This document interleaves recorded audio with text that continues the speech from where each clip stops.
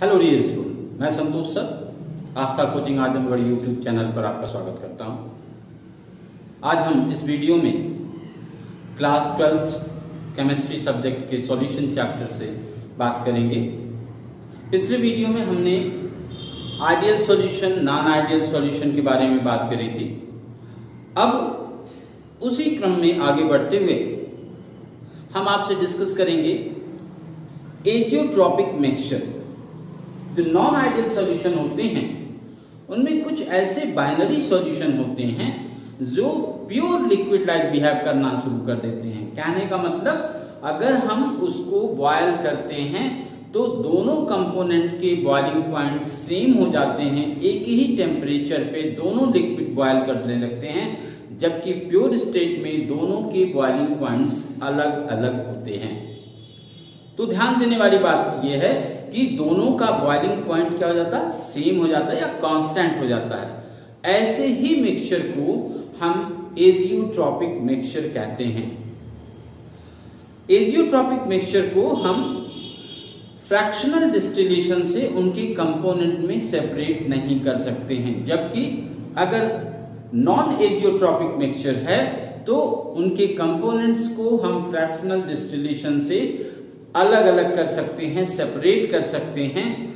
और जब भी एजियोट्रॉपिक मिक्सचर किसी भी कंपोजिशन में बन जाता है तो उस कंडीशन में लिक्विड स्टेट में एंड वेपर स्टेट में दोनों में कंपोजिशन चेंज नहीं होती है, और इसीलिए हम उनके कंपोनेंट्स को सेपरेट नहीं कर पाते हैं। तो हम आज आपसे बात कर रहे हैं एजियोट्रॉपिक मिक्सचर। बहुत इंपॉर्टेंट टर्म है एजियोट्रॉपिक मिक्सचर या solution.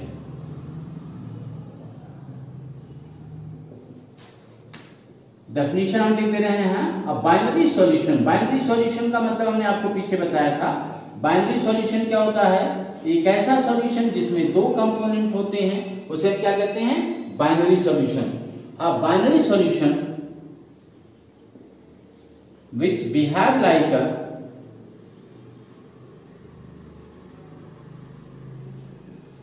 a pure liquid, that is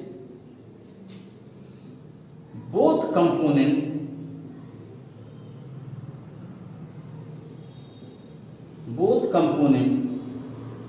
boil at same temperature, boil at same temperature,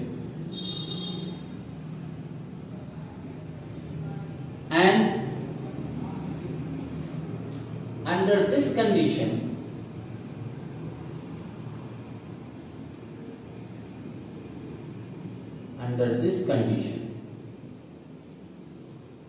the composition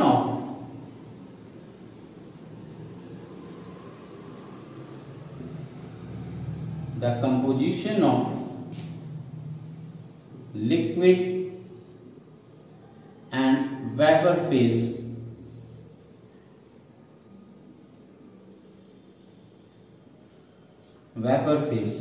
remain constant,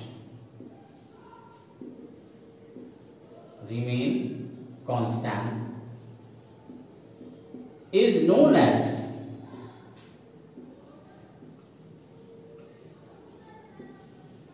azeotropic mixture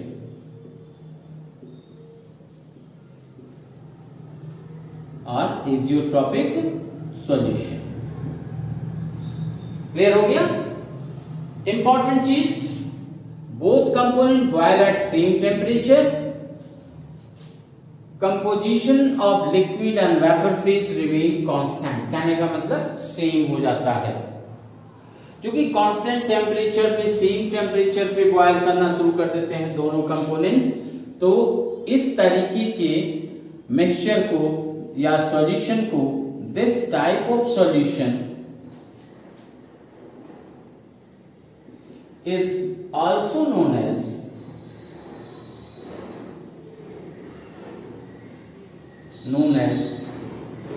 constant boiling mixture, constant boiling mixture. Clear हो गया? और जो important point याद रखेंगे, this type of mixture cannot be separated into its component. This type of mixture cannot be separated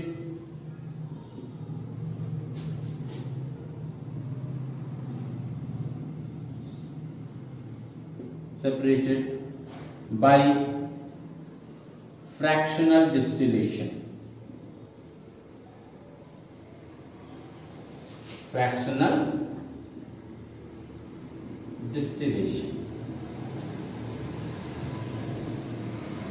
तो clear हो गया कि एजियोट्रॉपिक मिक्सचर क्या होते हैं और उनके इंपॉर्टेंट यूनिक प्रॉपर्टी क्या होती है कि दोनों कंपोनेंट सेम टेम्परेचर पे बॉयल करना शुरू करते हैं, उनकी कंपोजिशन सेम हो जाती है, जिसके चलते हम उनको उनके कंपोनेंट्स में सेपरेट नहीं कर पाते हैं। अब अगर हम इनके टाइप्स की बात कर लें, टाइप्स में ये दो तरीके के होते हैं, मिनिमम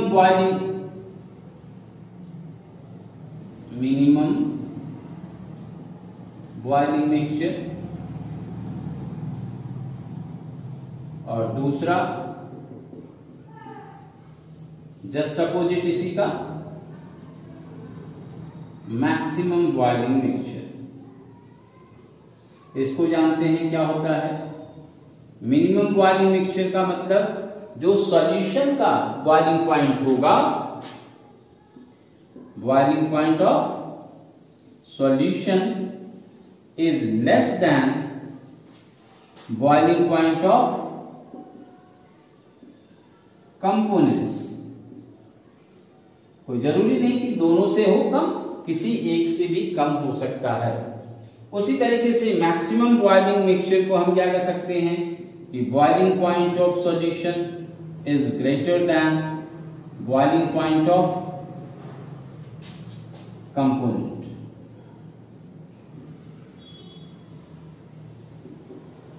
तो इस तरीके से ये दो तरीके के होते हैं azeotropic mixture, minimum boiling mixture and maximum boiling mixture. और ये दोनों याद रखेंगे, 1 मार्क्स के क्वेश्चन में अक्सर पूछे जाते हैं, व्हिच इज एजियोट्रॉपिक मिक्सचर और we can separate azeotropic mixture by fractional distillation और नॉट। क्लियर?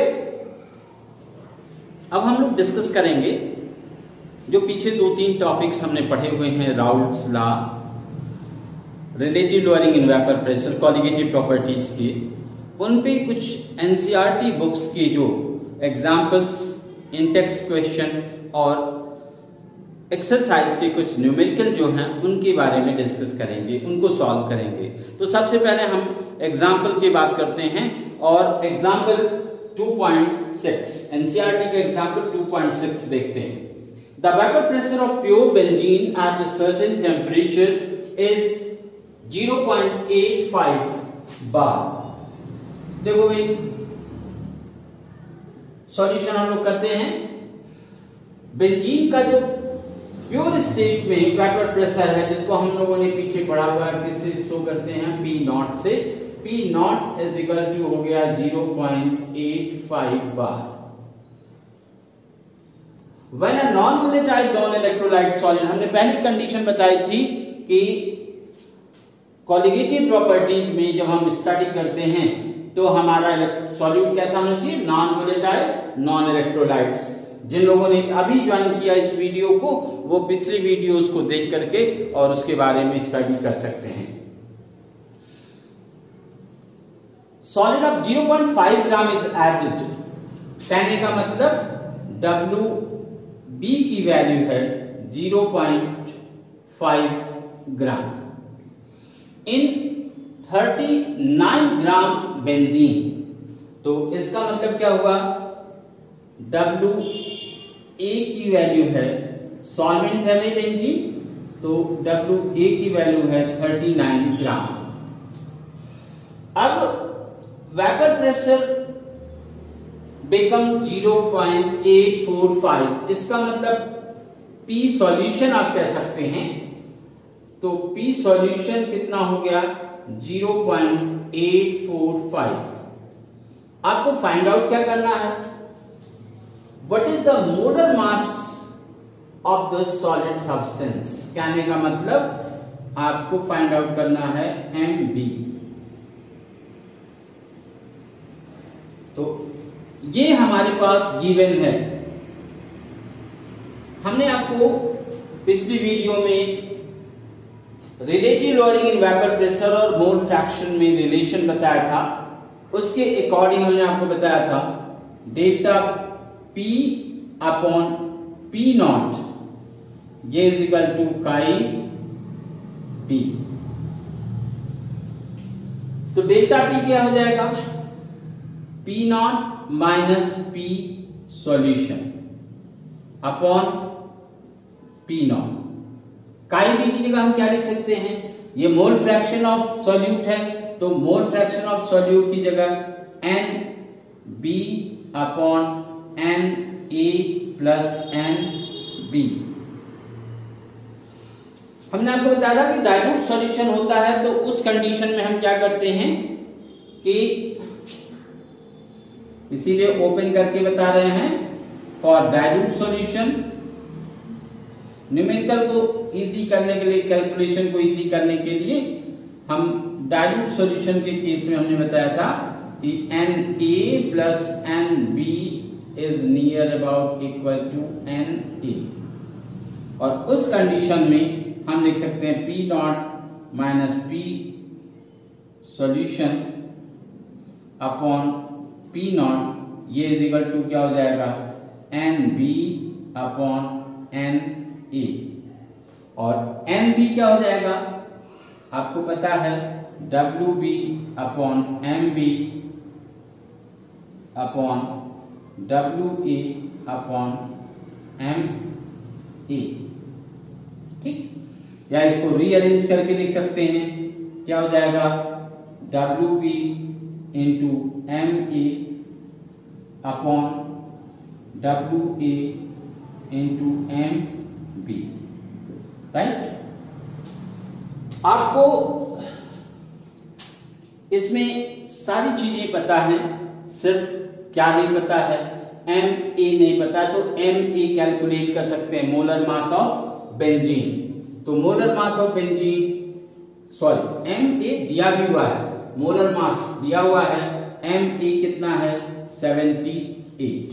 तो पुट द वैल्यू, इस फॉर्मूले में हम वैल्यू पुट कर दें तो P naught 0.85 minus 0.845 upon 0.85 is equal to क्या हो जाएगा इसमें WB कितना 0.5 इंटू MA 78 अपॉन WA कितना है 39 और इंटू MB कैलकुलेट करना है। तो जब हम इसको सॉल्व करेंगे तो यहां पे हम लिखते हैं इस साइड में MB इज इक्वल टू क्या हो जाएगा, देखिए ध्यान से, ये टर्म इधर आ जाएगा और ये टर्म इस साइड चला जाएगा, तो 0.5 इंटू 78 और ये टर्म ऊपर चला जाएगा तो इंटू हो जाएगा 0.85 डिवाइडेड बाई, इसको सब्ट्रैक्ट करेंगे और उस साइड ले जाएंगे तो कितना होगा 0.005 इंटू 39। अब इसी को डिवाइड कर देंगे तो वैल्यू आ जाएगी, इसको डिवाइड करेंगे 2, इसको आप चाहें तो डिवाइड कर दें तो कितना हो जाएगा, इसको डिवाइड करेंगे डेसिमल इधर आ जाएगा, ये 100 और 100 से इसको डिवाइड कर देंगे तो मल्टीप्लाई कर देंगे तो 85 और 85 में 2 से मल्टीप्लाई कर देंगे तो 2 5 जा 10 और 2 18 8 जा 16 एंड 1 7। तो आपका आंसर आ गया 170। एक बार फिर से एक्सप्लेन कर दे, बहुत क्लियर कट हम आपको बता रहे हैं। जो पहले एक क्वेश्चन पढ़े ध्यान से, उसमें हमें ये इंफॉर्मेशन गिवन दी गई है। पी नॉट कहने का मतलब प्योर स्टेट में बेंजीन का वेपर प्रेशर दिया है, मास ऑफ सॉल्यूट दिया गया है 0.5, मास ऑफ सॉल्वेंट दिया गया है 39 ग्राम, सॉल्यूशन का वेपर प्रेशर दिया गया है 0.845। आपको फाइंड आउट करना है मोलर मास ऑफ सॉल्यूट और मोलर मास ऑफ सॉल्वेंट दिया गया है 78 ग्राम। आपको पिछली वीडियो में हमने बताया हुआ है, आप सर्च कर सकते हैं पिछली वीडियो, जस्ट इसके पहले जो वीडियो है उसमें हमने आपको relative lowering of vapour pressure और राउट्स लॉ के अकॉर्डिंग रिलेशन बताया हुआ है। Delta P upon P naught is equal to chi B, और उसी को एक्सपेंड करते चले गए। डेल्टा पी की जगह P naught minus P solution upon P naught is equal to chi B का फॉर्मूला आपने 11th में पढ़ा हुआ मोल फ्रैक्शन का NB upon Na plus NB। Dilute solution हम मान लेते हैं तो उस कंडीशन में Na plus NB is near about equal to Na, हम वैल्यू पुट कर देते हैं उसी में और यहाँ पे वैल्यू पुट करके कैलकुलेट करते हैं तो मोलर मास ऑफ सॉल्यूट आता है 170। इसकी यूनिट अगर इस तरीके से लिखना चाहते हैं तो ग्राम पर मोल। अब हम बात करेंगे इन टेक्स्ट क्वेश्चन 2.8 की। इन टेक्स्ट क्वेश्चन 2.8 ध्यान से देखिए। The vapour pressure of pure liquid A and B, दो लिक्विड हैं ए और बी जिनके वेपर प्रेशर प्योर स्टेट में 450 and 700 mmHg respectively at 350 kelvin. तो हम देखते हैं सॉल्यूशन। पी ए की वैल्यू, पी ए नॉट की वैल्यू दी गई है कितना, 450 mmHg। पी बी नॉट की वैल्यू दी गई है 700 mmHg। अब कहा जा रहा है कि find out the composition of liquid mixture if total vapour pressure is 600 mmHg। दोनों को जो हमने मिक्स कर दिया लिक्विड को तो P सॉल्यूशन कह सकते हैं, क्या होगा, कितना है 600 mmHg। तो कंपोजिशन का मतलब हमें मोल फ्रैक्शन निकालना होगा, और मोल फ्रैक्शन निकालने के लिए आपको राउट्स लॉ आपको बताया पिछले वीडियोस में, आप देख सकते हैं। वहां पे हमने आपको बताया था कि अगर कोई भी सॉल्यूशन है जिनमें कंपोनेंट्स वोलेटाइल होते हैं तो उस कंडीशन में P solution is equal to होता है Pa प्लस Pb, और राउट्स लॉ के अकॉर्डिंग आप जानते हो कि Pa is equal to P naught A chi B plus उसी तरीके से Pb की जगह हम क्या लिख सकते हैं, Pb नॉट काई B। अब चूंकि हमें दोनों की कंपोजिशन तो पता नहीं है, उसके बारे में बहुत कुछ नहीं पता है, तो हम किसी ए को चेंज कर लेते हैं। सपोज करो हमने बी को चेंज कर दिया किसके टर्म में, काई ए के टर्म में। तो मोल फ्रैक्शन के बारे में आपने पढ़ा हुआ है कि अगर बाइनरी कंपोनेंट्स हैं तो दोनों के मोल फ्रैक्शन का सम क्या होता है, 1 होता है। इसलिए हम काई बी की जगह क्या लिख सकते हैं, काई ए। अब वैल्यू पुट कर दे, जो इंफॉर्मेशन दी गई है वो क्या है, P सॉल्यूशन की वैल्यू है 600, Pa की वैल्यू है 450 काई ए प्लस Pb नॉट की वैल्यू दी गई है 700 इंटू 1 माइनस काई ए। इसको सॉल्व कर दें अगर आप तो 600 इज इक्वल टू क्या हो जाएगा, 450 काई ए प्लस 700 माइनस 700 काई ए। तो देखो 700 काई ए में से 450 काई ए सब्ट्रैक्ट हो जाएगा तो कितना बचेगा 250 माइनस 250 काई ए प्लस 700। इसको इधर ट्रांसफर कर लें और 600 को इस साइड, तो क्या लिख सकते हैं 250 काई ए इज इक्वल टू ये 700 माइनस 600, ये इज इक्वल टू क्या हो जाएगा 100। तो काई ए इज इक्वल टू क्या हो जाएगा 100 अपॉन 250, इसका मतलब हो गया 0.4। तो 0.4 काई ए की वैल्यू आ गई, तो हम यहां से काई बी की वैल्यू निकाल सकते हैं। तो काई बी इज इक्वल टू क्या हो जाएगा 1 माइनस 0.4 या 0.6। तो ये कंपोजिशन हो गया आपका लिक्विड स्टेट में। लेकिन आपको साथ में कहा जा रहा है also find the composition of vapour phase. तो वेपर फेज के लिए भी हम राउट्स ला, लेकिन हम तब वेपर फेज की बात करेंगे। In vapour phase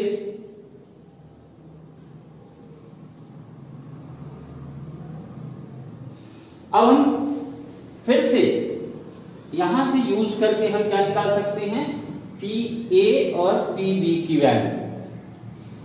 P A क्या हो जाएगा P A is equal to P A naught chi A. तो क्या होगा भाई पी ए नॉट की वैल्यू 450 इंटू काई ए की वैल्यू 0.4 आ गया।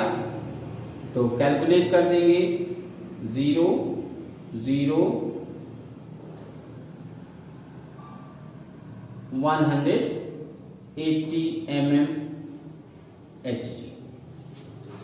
उसी तरीके से Pb की वैल्यू निकालेंगे तो Pb नॉट काई बी 700 इंटू 0.6, ये क्या हो जाएगा 420 mm Hg।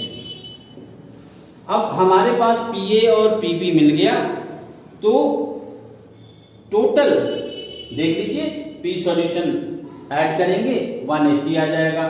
तो अब जो है आप वेपर फेज में हम जाएंगे, तो कंपोजिशन इन वेपर फेज फिर से हम राउट्स लॉ या डाल्टन्स लॉ पार्शियल प्रेशर का यूज कर सकते हैं। Composition in vapour phase